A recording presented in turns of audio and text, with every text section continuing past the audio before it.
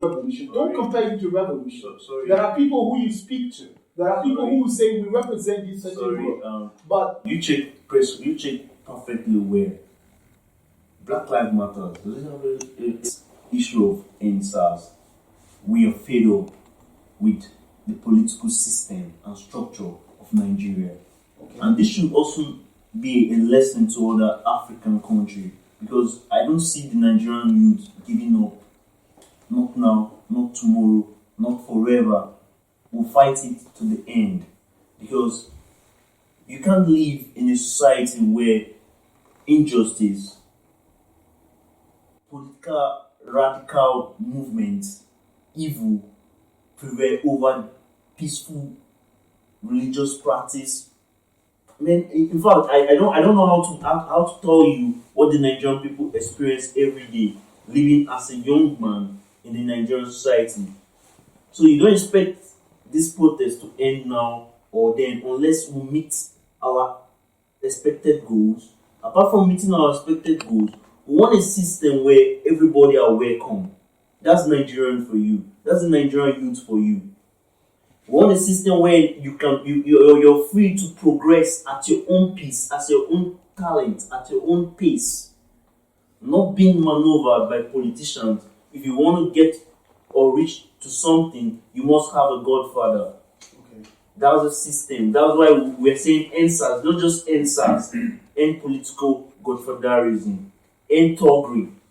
Also, the movement of ENDSARS has been peaceful, but the politicians and the government have to hire thugs to start burning, destroying properties. And then burning and destroying properties is giving the government now the impetus to come out and say they want to protect life and property, whereas they created the chaos and they are using it now to submerge the protest down. So I'll say once again, Nigerian youth were fed up with our system. Okay, Jane, I would say that in regards to the protest that has gone viral in Nigeria, and you're also from Cameroon, we also know that there is a lot of problem in the Cameroon, some parts of region Cameroon. But I don't want to go into that now. But I just want to say that, can we base it on the perception that the Nigerian uprising, the Nigerian protest, is a warning shot to the Nigerian government? So anyway, it is difficult to say that, because I just need to understand first of all, I just need to understand how the Nigerian population is thinking. Yeah, that is very important. What is the nature of the problem? They are a neighbor country, but the realities are very different. Okay, and I have to say that the story of Nigeria caused those people to come to that point. But Cameroonian people, this is another topic. How would you say that? It is difficult because I have to consider several points that I don't master because I'm not Nigerian, and I just need to be in Nigeria to understand what is going on. Sometimes to be able to talk about a problem so properly, sometimes it's better to go where something is taking place to understand exactly the basics of that. From here, we just get what happens in Nigeria. But it is really important to be where Nigerians are living, to understand their life in their perspective, and in that way you can have a better understanding of what happens out there. And the problem. Yeah, of the problem. But in being here in Germany, in getting everything, in Facebook, and in talking with Nigerian people who are living here, where everything is better, anyway better in Nigeria. Yeah. I just think that I have to be careful when I talk about what happens in Nigeria for the moment. Bismarck, would you go for that? Would you say that the protest to some say one shot to the government?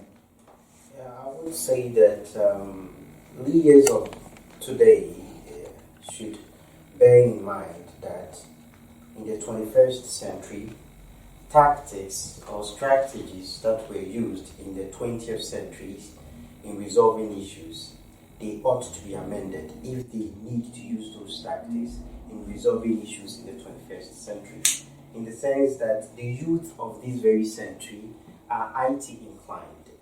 The media is so powerful in such a way that you cannot in any way do something and think on the blind side that no one is going to see.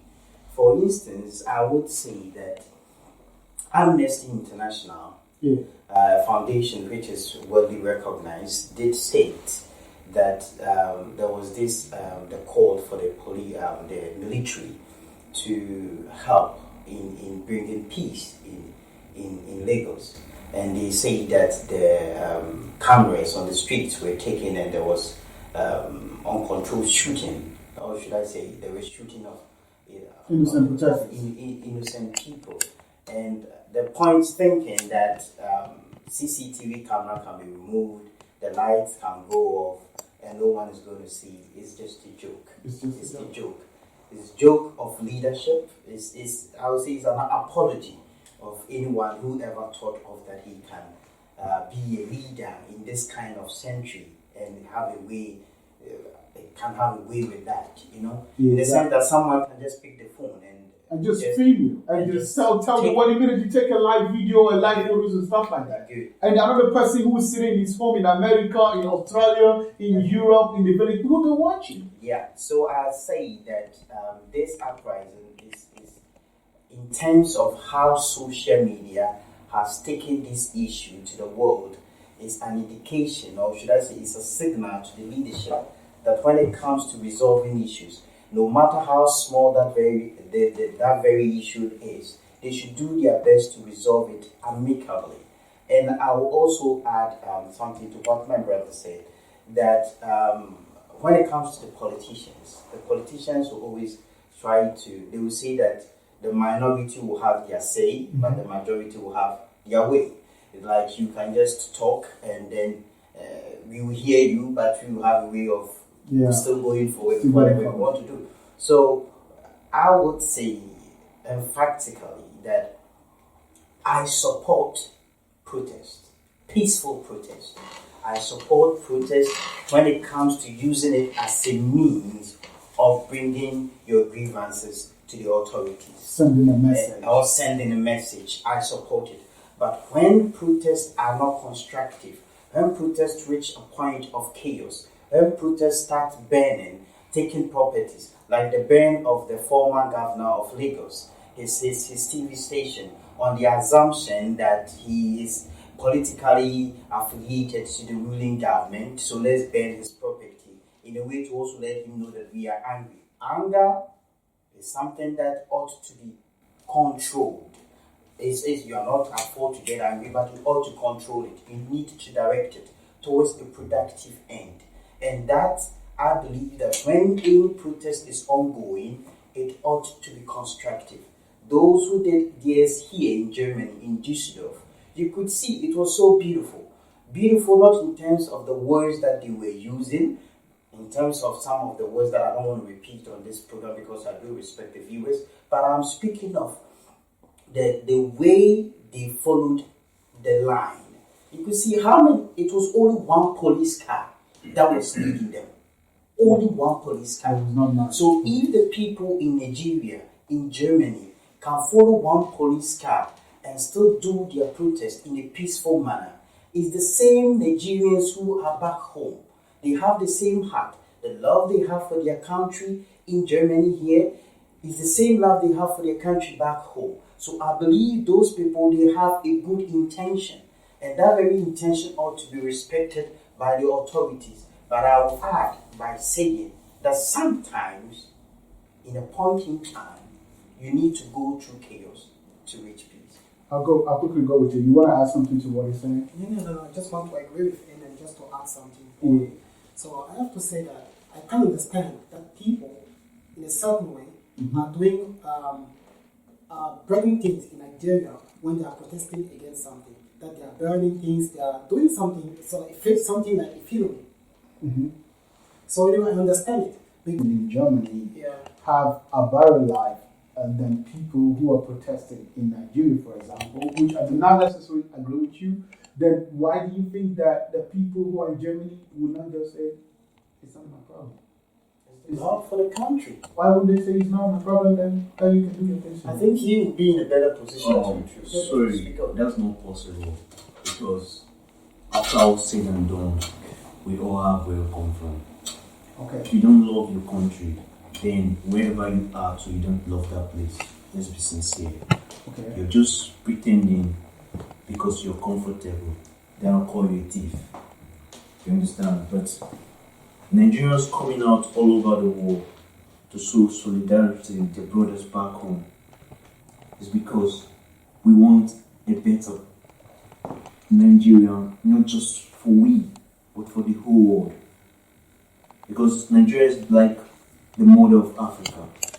If you look very clearly, and if you choose to be fair to Africa. So let me go to also a point you say if the government sees that as a warning. The government only see it as a threat to their power and they don't want to lose it. Okay. You understand? They don't see it as, no, what we're doing, these people are getting worked up and angry and ready to strike. No, they're seeing it like, no, these people are trying to show us they are above the law. A law that we set for ourselves to make ourselves But better. there's nowhere, sorry to don't interrupt you, though. Yeah. There is nowhere in the world where you can say that our protesters are deliberately trying to be disobedient Okay, against the law in order to pose, for example, a threat to a regime Okay, or let me to tell you. civil society and stuff Let me like tell that. you why I say so. Before immediately this immediately the ENDSARS stuff erupt. Former presidential aspirant, we know what one other party, but he's in Nottingham. He's an aide to the president government now. He went straight online. He sued Twitter to court.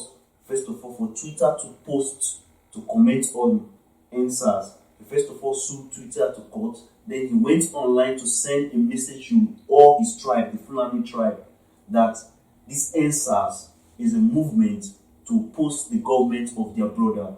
That they have to rise up and fight for their right. If not, if this thing should succeed, it goes. That means they'll go back to farming rice and other and groundnuts they are found with the normal way they are living. They'll go back to their normal way of life. So that's why I would still tell you that the government, they are not ready to learn because these particular politicians we have right now, this set of politicians, they are very naive. They don't choose to grow.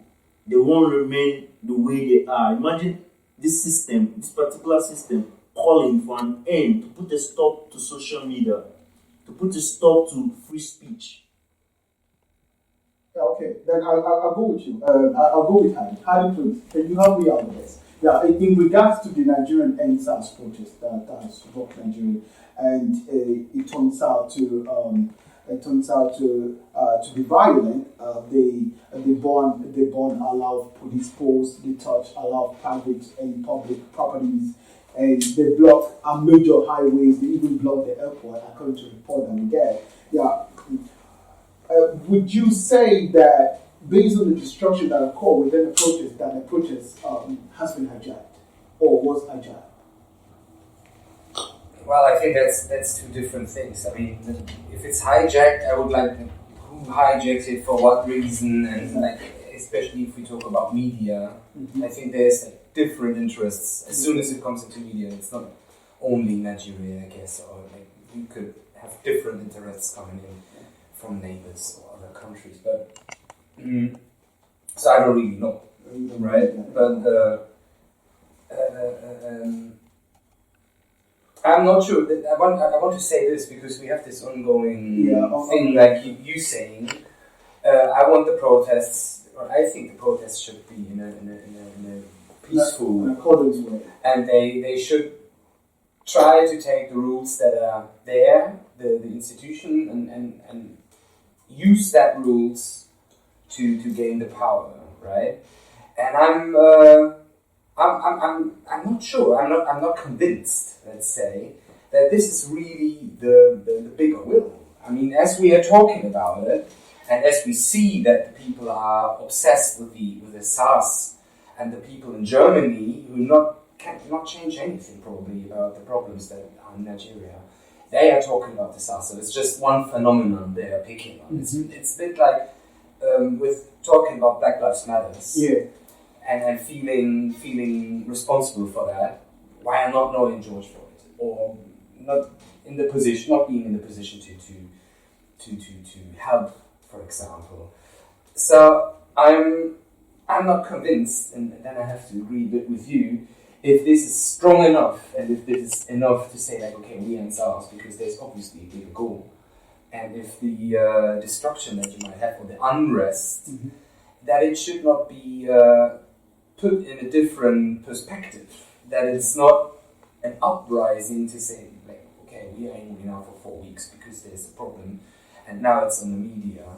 But if there's not a bigger structure probably that needs to be rearranged, and that should be put in front, I think. Like it's not only the SARS. It's not only the SARS. Right, there's a bigger structural problem, and that needs to be addressed so that everybody can recognize it, because it's very easy to jump on injustice for everybody from different countries. I mean, of course, I'm against injustice, right?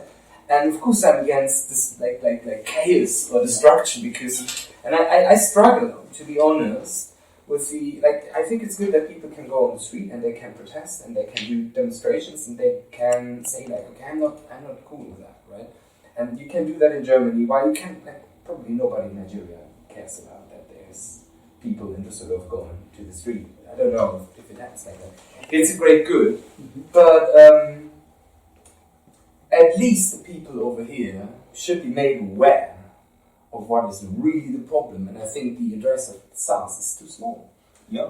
Can I Okay, Jane, you want to comment on it? Yeah, I just want to ask you a question, because I just noticed that Africa generally has a problem.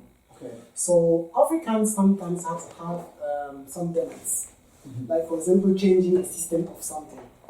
But the very question sometimes in Africa is to know, when this thing has been changed, how long these new things will hold. You understand? Yeah. So now I just want to ask you something, because I just have the feeling that you agree with the reality that the SARS should go, the president should go. But I think about the new constitution, if you have to change anything. Yeah, that's what he said. Yeah, he said something. Yeah, at the very beginning. Now, concerning the fact that the constitution should be changed, Should be changed. Who was the? Do you think that the Nigerian, I'm not Nigerian, that's the reason because I'm asking that question. Do you think that the Nigerian are mature enough to do what you think it should be done? Yeah, do you know why I say Yeah. we are able and capable to do anything in this world? Because there's no profession, no career, no talent you can find in Nigeria, home and abroad.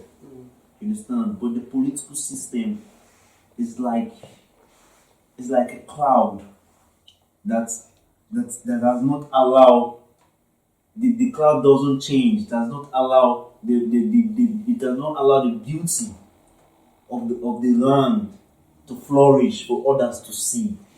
You understand? It's just like a bad weather, always a cloudy bad weather, you cannot see through it, so you don't know what's inside there. The Nigerians have a lot of capable hands to rule and come up with great things for the world to see.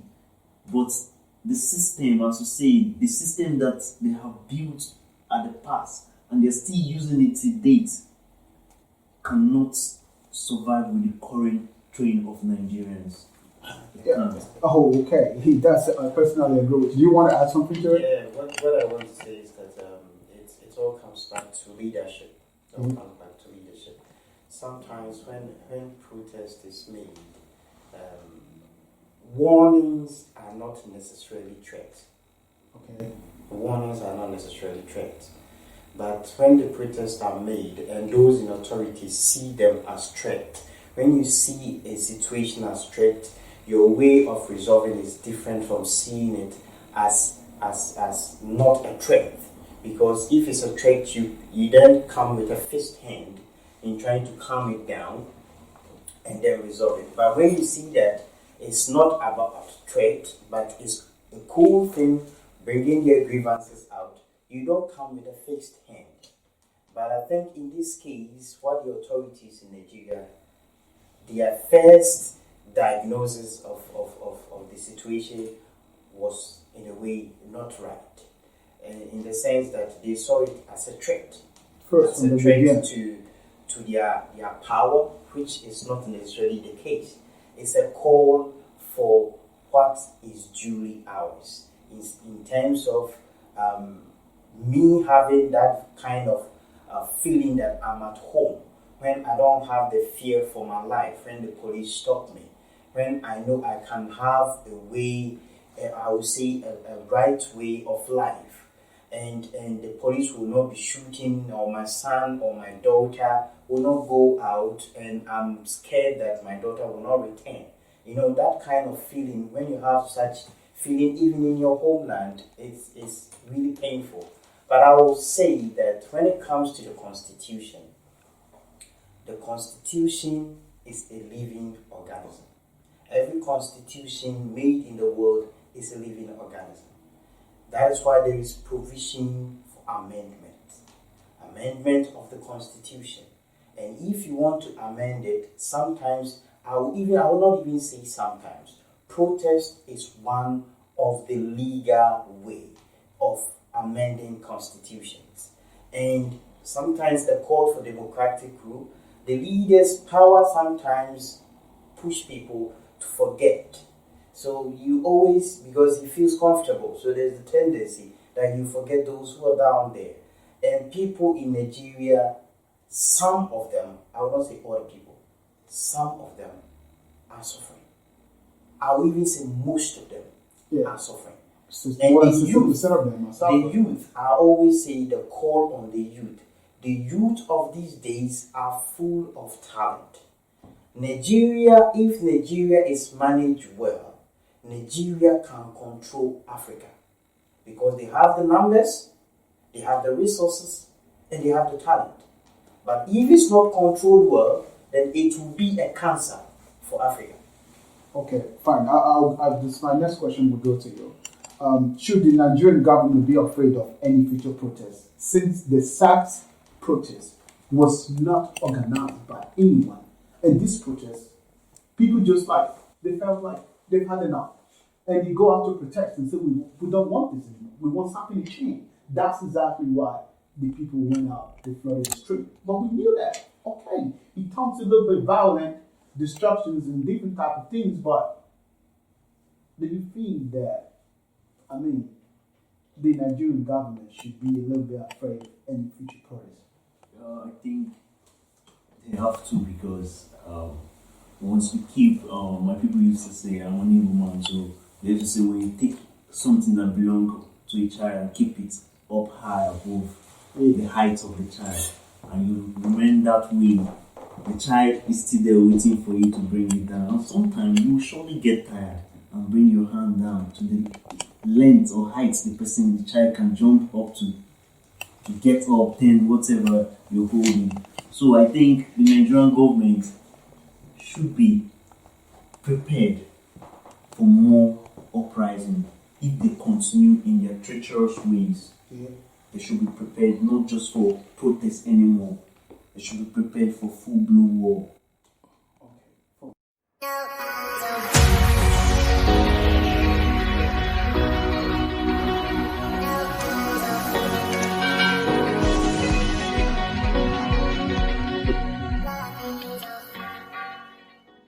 Yo guys, this brings us to the end of this part 2 of the ENDSARS debate, ENDSARS and police brutality in Nigeria.